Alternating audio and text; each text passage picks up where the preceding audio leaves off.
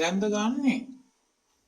අනේ නෑ අනේ අම්මා ගෙදර ආවෙලේ ඉඳන් ප්‍රශ්න අහනව ඉවරයක් නෑ. යා කොහොමද දන්නවා මගේ අතේ සල්ලි කොහොමද මම වියදම් කරන කෙනෙක් කියලා. හරි. මම වීලුව කළේ. මම බැලුව කෙල්ලට මාව අමතක වුණාද කියලා. මම මේ දැනුත් ඔයා මතක් කර අරන් දීපුවා බල හිටියේ. අනේ thank you බබා.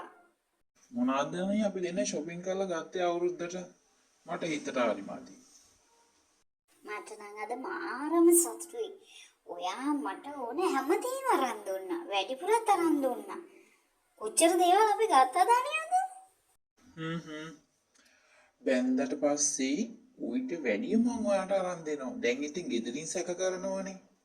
ඔව් අනේ ආවෙලේ ඉඳන් ඇත්ත කියපන් කිය වද දෙනවානේ. මේ බබා අම්මා මේ පැත්තට එනවා. මේ අද වැඩි ගන්න බැරි වුණොත් මොකද හිතන්නේ බා? එයාට මම සැකයි. දැන් ඔය ඉන්නේ මගේ උරල්ලන්න. බයි. 1 hour later. මං යනවා පුතේ. කෝවිලට ගිහිල්ලා එන්න. ඇයි යමි මේ හදිසියෙම? මගේ මාළේ නැති වෙලා දැන් දවස් දෙකක්. ගේ පෙරලලා හෙව්වා.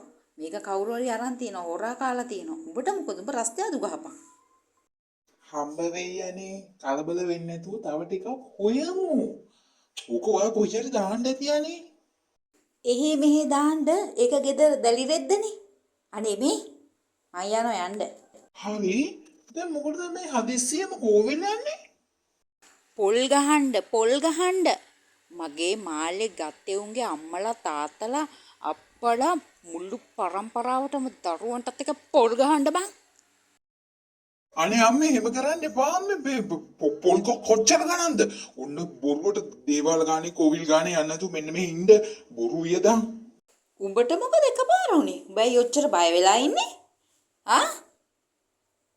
අම්මා පොල් ගහනනේ අර අල්ලපු ගෙදර මිනිස්සුගේ කකුල් කැඩුනේ පොල් ගෙඩියක් කොරගම් කරයි කියලා. ඔව් ඉතින් ඇයි අම්මේ සල්ලි වීදම් කළා අම්මටම අම්මා පොල් ගස්සව ගන්නේ? ඈ